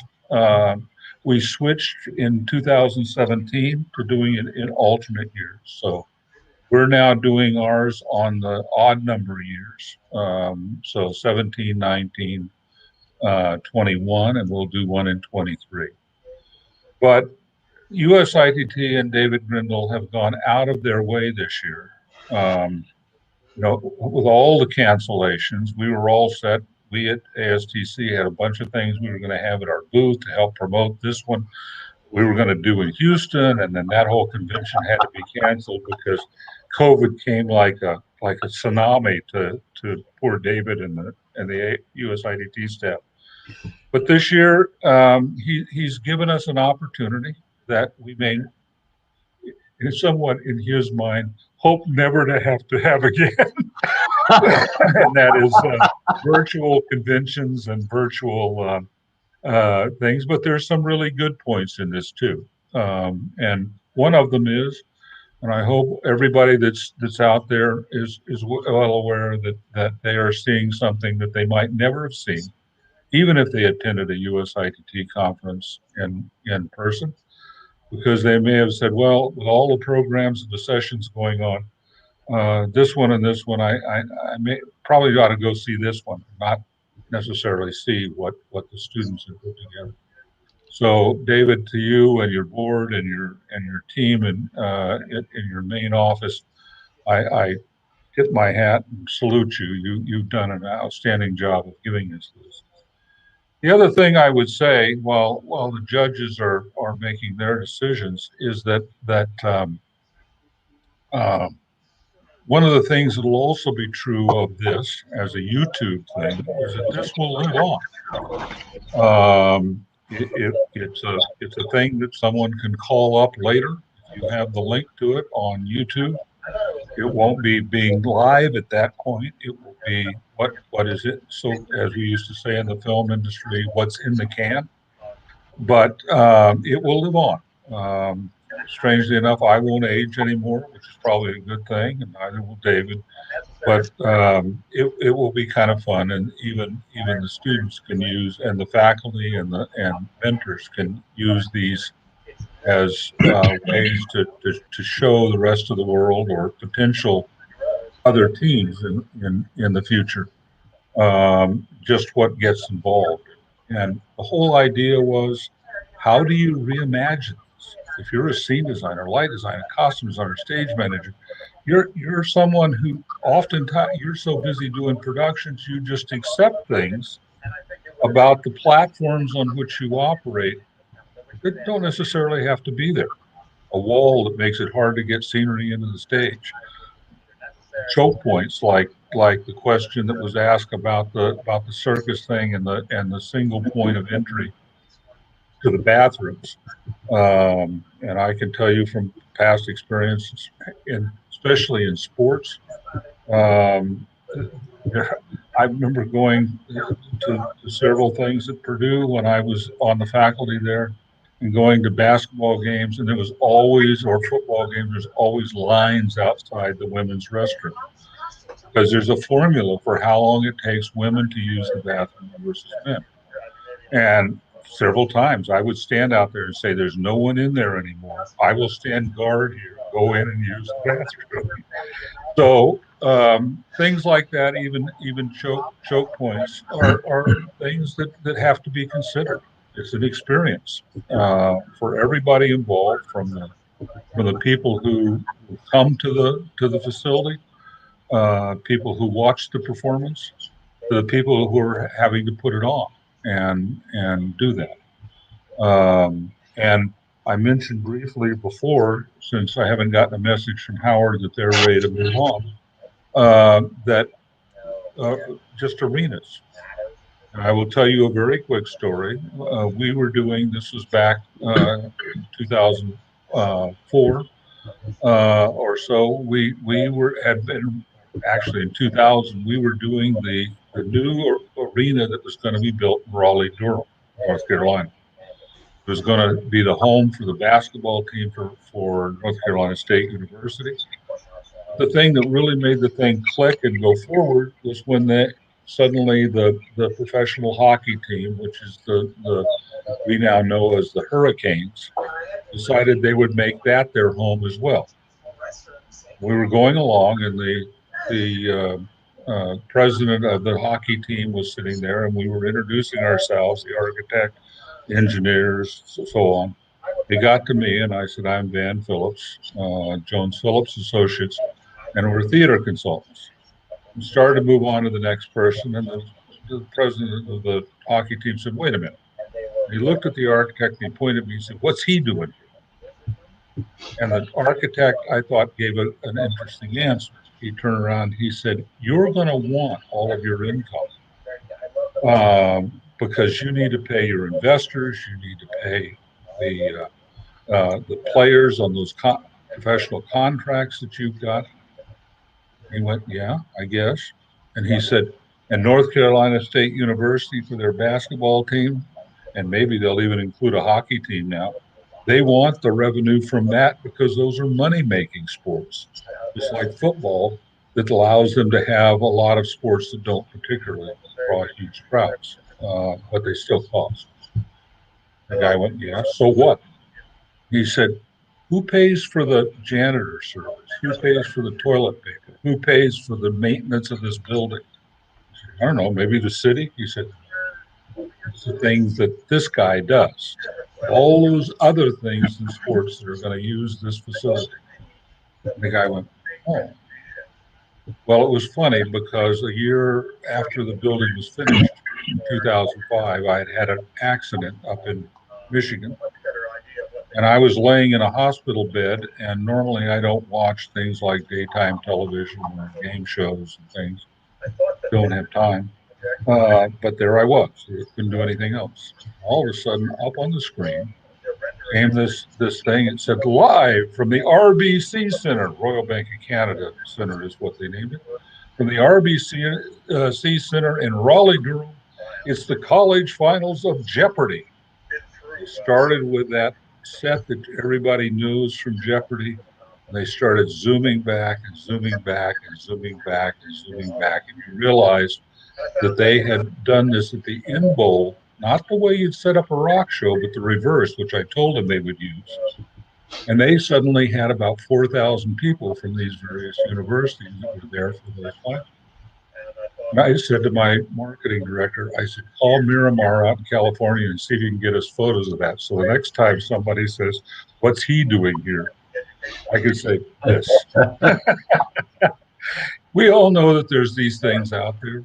And there's so many other careers that these young people that are about to transition can do. People that wind up becoming union reps, people that wind up becoming people dealing with the scripts and the royalties and contracts and all of the equipment that goes into it. Heck, the job that David is doing at USITT, and he started as a stage manager. So, Yeah. And it obviously serves him very, very well. He's a good organizer.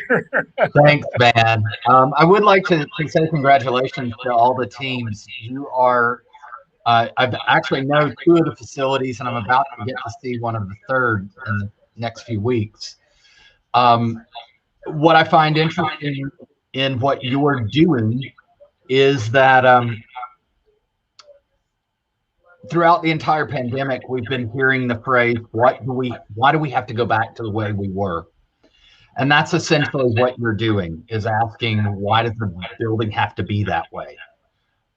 It makes a huge difference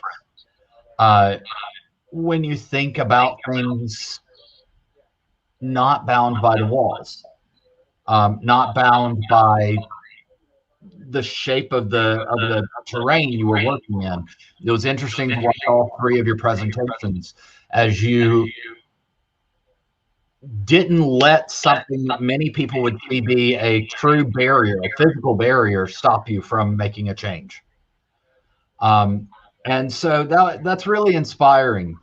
I would like to, for those of you who are with us and watching, USITT does quite a bit of research on things, and we have a project going on that I'd like to open up to people. If you're an architect, if you're a theater consultant, you work in one of our allied industries, we're trying to quantify who works in our industry because no one really has ever done that. And so if you would, if you have a moment and would like to help us out by doing our workforce demographic survey, it would be greatly appreciated. This runs through the end of May 2021, but it is part of us being able to help people learn who's working in our industry and to show the number of different people working in our industry in different places. For many of you, you've always dreamed of a career in theater, but you know, the UVA team, you're theater people, but you're predominantly architecture students.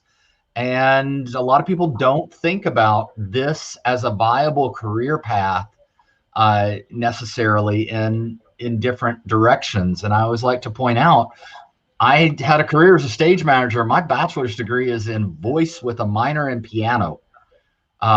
So, you know, the opportunities that are going to come at you, especially as our career continues to change, and you are driving that now with technological changes and the way we're functioning as a society. So I hope you will be able to participate with us in the demographic survey, but in all the things that USITT does in partnership with our many different organizations like ASTC, because our industry needs that network and connection.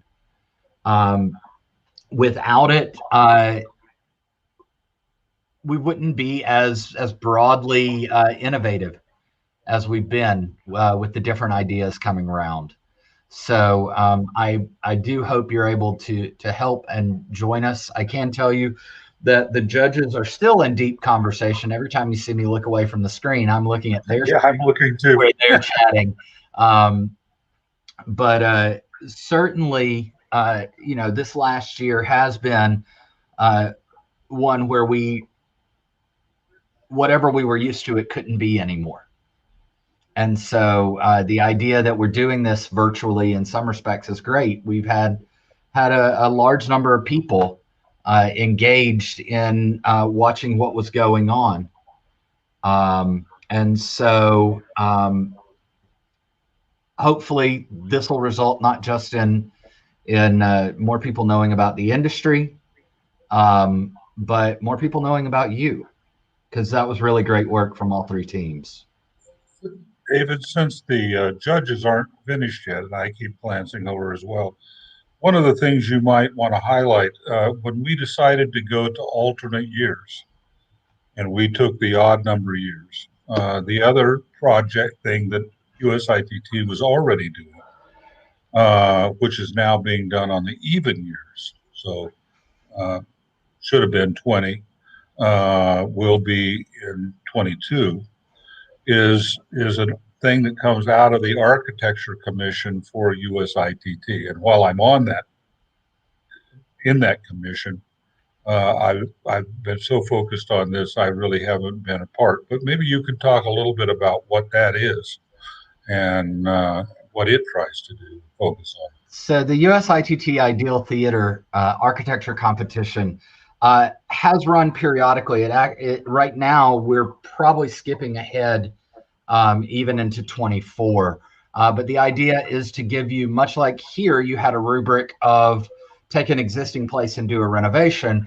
There we do, the rubric is build a space that can accommodate these things.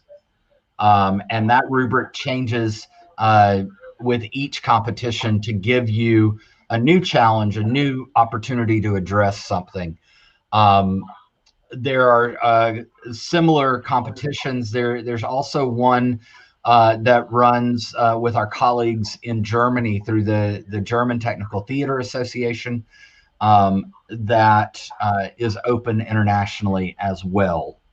But all of these are to raise people's awareness of what's going on in the opportunities to build performing venues. I thought what was interesting for all of you is that the definition of a performing venue is changing.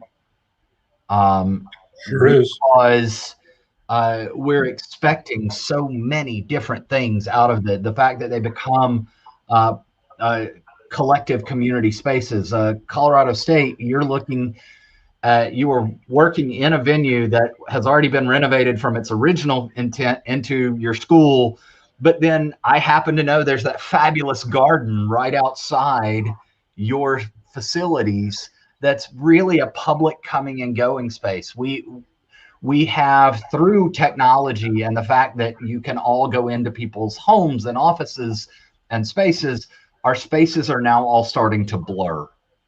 And so as we begin to develop new spaces and new civil and municipal spaces, that it is key that it becomes accessible to the entire public. There was a challenge many years ago when the Royal Opera House was renovated, and people argued, why should we pay for this? It's not a space for the people, only the elite. And art centers are not that. Art centers should be a space where there's a wide variety of people coming and going from your community, and the community comes together and finds the meaning of community through art. And so that means that it has to come and go and give and be able to host one style of performance at one night and then completely turn and be something else the next. And if I can give an example of that, one project that we should be opening here this fall, understand I was on the library board for 16 years in Lafayette before we moved here 5 years ago. But libraries are finding that they're no longer repositories for paper. They have to have some, but things have gone to electronics. They have gone to other forms of ways to have things that you can read or look at as well. So what they're pivoting to is becoming a resource for the community. And one of the things we're doing with the library, the Cossett Library here on Front Street in Memphis, is it's going to have a multi-use, multi-form room. Some people like to refer to those as black box, and they aren't necessarily black, and they're certainly not necessarily a box, but it's also divisible. So it can be training facilities. It could wind up doing dance performances. It can do music performances. Is this going to be a professional facility? No. These will be opportunities for emerging groups, people that couldn't get time to book something at a bigger professional venue or draw the audience, but give them a chance to get in the public eye. Similarly, there's a whole video and recording studio where they can do podcasts out of. They can make demo tapes for themselves if they're, say, a music student and need a demo tape to be able to apply for something like the Indiana University School of Music. They don't want to have 500 people come into the facility and have to decide which ones they will accept. They're going to narrow it down to just a few by watching videos of performers, singers, and other things, and then select a few that they think have a real potential to be students at their facility. So they can record them there without cost. And that's except for the material for the recording itself, the equipment's there, they become public service, just as David was alluding to. so the great news is, I think we're about to get some information from the judges. They're all smiling now where they haven't been before, which means I think they're coming to consensus.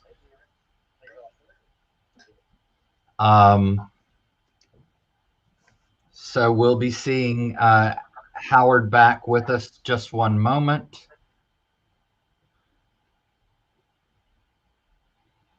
I'm getting a download for something, so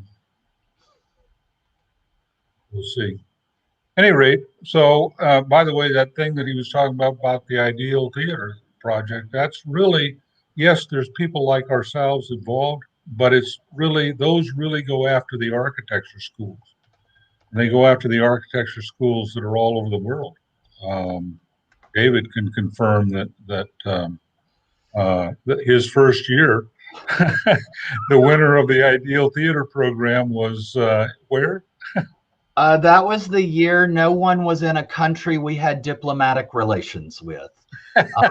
We had winners from Iran and, well, the main winners were from a university in Iran, which created some interesting challenges in contacting with our winners. And of course, there was a financial prize to it too, just as there will be in a little bit for the teams that are in the renovation challenge. But it was it was interesting because that financial prize suddenly, because of diplomatic or non-diplomatic relationships, became the first challenge that David had to address after that conference. Yeah. Sorry, we're having a little technical difficulty. Okay. Yeah, I didn't get. I thought it was a big email, but it must have been something that went to trash instead. Let me go check that too. Make sure it didn't go to the trash and shouldn't have. No, it doesn't look like it. Okay, well, this has been an interesting one all the way around, and I think it's fascinating to me what it shows about the differences. The two colleges that were no longer in this, they had to drop out. Part of it was because of illness and COVID, but the other problem was a lot of times colleges just don't have as broad a resources to be able to continue to be able to get to just answering the question. They asked if I got the scores, and the answer is no. So let me just say,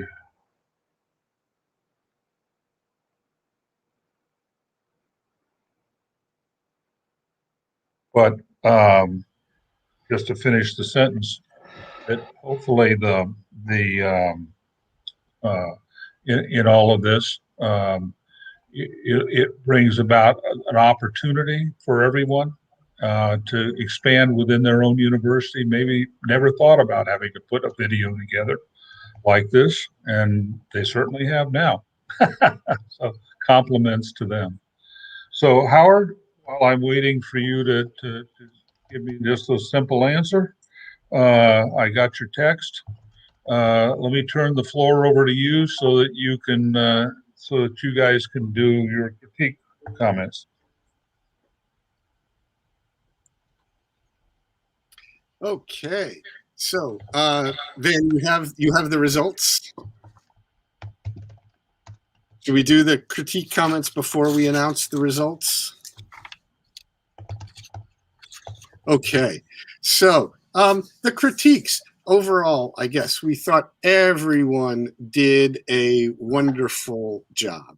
Again, as I have previously said, the unique circumstances of this challenge, and then really the uniqueness of the 3 different projects made this a really interesting and exciting challenge for us all. As we reviewed the initial proposals, and then the paper projects, and then finally your presentations today. We were all really excited to see such a variety of projects. Of course, that makes it all the more challenging for us to compare them. And in doing so, we all had a fair number of comments for everybody. Overall, the presentations were terrific. So I'm just looking at the various judges' comments here. Colorado State, I think everyone really liked your video presentation and how the guided tour of each of the spaces gave a real sense of what your current facilities are, and then what your proposed changes are and how they could improve the space. You may have spent a little too much time on spaces that were not a part of your project, but the other side of that is showing us how it all relates. I think that you did a really nice job in your presentation of not putting up text and then reading the text to the viewers. That was one of the comments that we got, just letting people read it for themselves and absorb what you were telling them. And then overall, the quality and smoothness of your video was really nice. Let's see what everyone else had to say.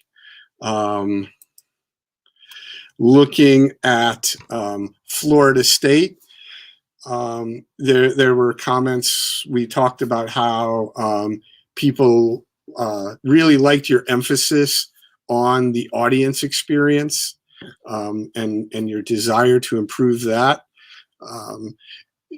Thought it was really nice to see the way that you pivoted within your project. You had an idea of what you wanted to do and then found that it wasn't necessarily going to work, partially because they were already fortunate enough to have made some upgrades. And so you pivoted. And I think that was it was nice to show that. It was nice to see in your presentation your design process, particularly with regards to your entry truss, and that that front-facing element of it, and your design process through that. Let's see. University of Virginia.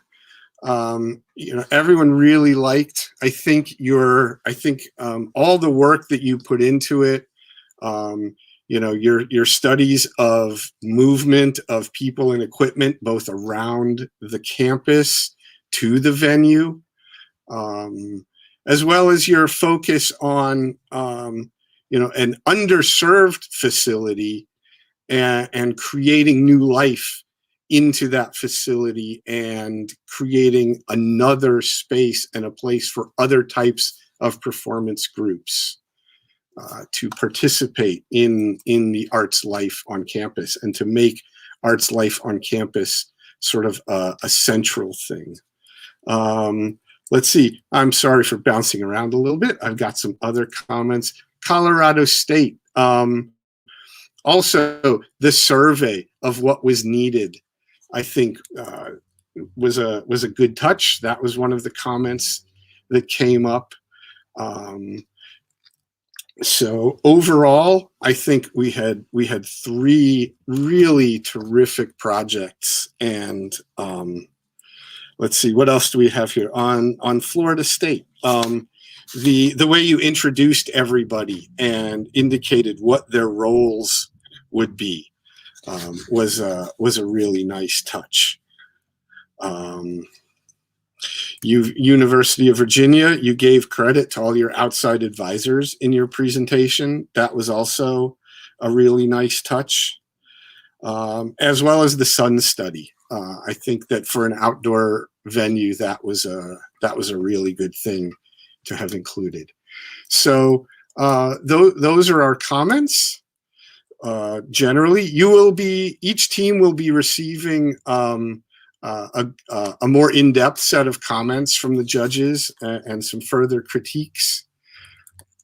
But I think for now, we're going to, let's see, am I announcing the winners or Van? I think I'm going to announce the winners, and then we'll go to Van, who will show the prizes. So, without further ado, the winner of the Lustig Award, University of Virginia. Hooray! There they are. Congratulations, everybody. There you go. Here's the prize check. There's your big check. We'll see if we can get pictures of this as a screenshot. So for you a little bit. There you go. Normally I'd have this in my hand in a real time, but here it is. Okay. And Howard, would you mind then? Who did you decide gets the Director's Award? And the winner of the Director's Award, Florida State University.